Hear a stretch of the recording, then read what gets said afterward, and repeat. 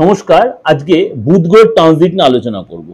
অর্থাৎ 9 নভেম্বর বুধ গ্রহ আপনার বৃশ্চিক রাশিতেই কিন্তু বক্রী হবে। অর্থাৎ 9 নভেম্বর টু 23 নভেম্বর বুধ গ্রহ বৃশ্চিক রাশিতে হবে এবং 23 নভেম্বর আবার তুলা রাশিতে চলে, অর্থাৎ 9 তারিখ থেকে 23 তারিখ শর্ট টাইম হলো বক্রী অবস্থায় তুলা রাশিতে গমন করবে। 9 তারিখ থেকে 23 তারিখ পর্যন্ত আপনার রাশির ক্ষেত্রে কি এফেক্ট হয় যখন আমি বলি, কেন এই প্রোগ্রাম আমি দিয়েছিলাম বুধ বক্রী বা বুধের সিচুয়েশন, কিন্তু এটা ইন্ডিভিজুয়াল বুধের বক্রী আপনাদের আলোচনা করছি।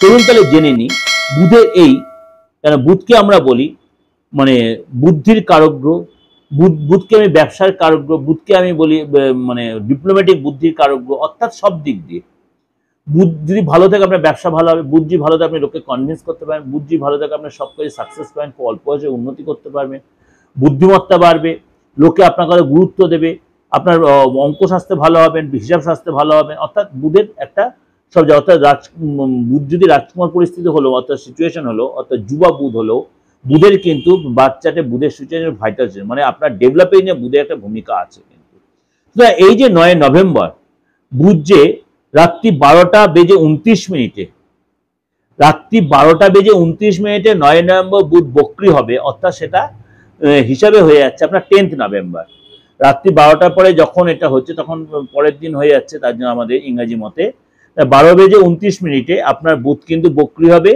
এবং এই অবস্থায় আপনার কিন্তু মানে আগামী 23 তারিখ পর্যন্ত এখানে থাকবে এবং 23 তারিখে বুধ আবার চলে যাবে তুলা রাশিতে।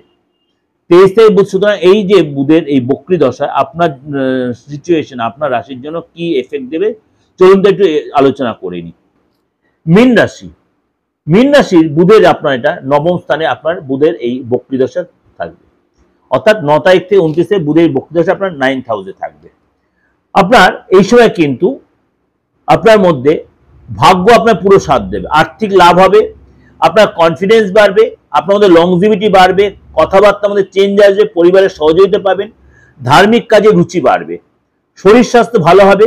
এই সময় কিন্তু আপনার বুধের এই ফল আরো বেটার পাওয়ার জন্য আপনার মাটির বাসনে আপনি অবশ্যই মানে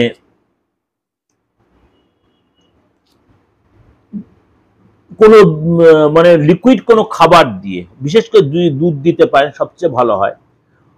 যদি আপনি কোনো মন্দিরে গিয়ে সকলের অগোচরে বা মানে আপনি মুগ ডাল দিয়ে কোনো মন্দিরে গিয়ে দিয়ে আসতে পারেন, দুধ অথবা মুগ ডাল, ভালো করে শুনে নেবেন, সেটা আপনার জন্য খুব ভালো হবে। বা ক্ষীর দিতে পারেন, আপনি যে কোনো একদিন সেটা করুন, ক্ষীর দিতে পারেন মাটির পরিষ্কার মাটির বাসনে যে ক্ষীর দিয়ে আপনি কোনো মন্দিরে গিয়ে প্রতিষ্ঠা মন্দিরে দিয়ে আসেন বা বিষ্ণুর মন্দিরে কৃষ্ণের মন্দিরে দিয়ে আসেন, সেটা আপনার জন্য যথেষ্ট লাভদায়ক হবে, অবশ্যই আপনাদের যথেষ্ট উপকার লাগবে। যাদের ভালো বলেন ভালো, যাদের মন্দ বলেন তারাও আপনি উপচারগুলো করবেন, অনেকটা আপনি তাদেরকে রিলিফ পাবেন এই সিচুয়েশন থেকে। অর্থাৎ 9 তারিখ থেকে 29 তারিখ আপনার অনেকটাই এখান থেকে রিলিফ পাবেন। ভালো থাকবেন, আশা করি আপনাদের মানে ভালো লাগবে, ভালো লাইক করবেন, শেয়ার করবেন। যোগাযোগ করতে হলে দেশে বিদেশে যে কোনো প্রান্ত থেকে অবশ্যই যোগাযোগ করতে পারেন। যদি ডেট অফ বার্থ না দেয় অসুবিধা নেই, আপনি আপনার হাতটা দেখে ফেসটা রিড করিয়ে, বিদেশ থেকে যারা যোগাযোগ করছেন সেরম ভাই যোগাযোগ করবেন। আপনি যেমন রাত্রিবেলায় যোগাযোগ হয় আমার সাথে, সেরম ভাই তাদের অবশ্যই ফিসটা যেমন দিয়ে দেওয়ার ব্যাপার অনলাইনে সেরকম দিয়ে দেবেন। এবং যারা আমার দেশের মাটিতে আছেন তারাও জন্য বলছি, তারাও যেভাবে যোগাযোগ করছেন বুকিং ফোন করে পুরো ডিটেলটা আপনি জানতে পারবেন, কিভাবে পেমেন্ট করবেন বা কি করবেন, বা আপনি যে চেম্বার সেটা আপনি সেই সুযোগটা পাবেন। ভালো থাকবেন, নমস্কার।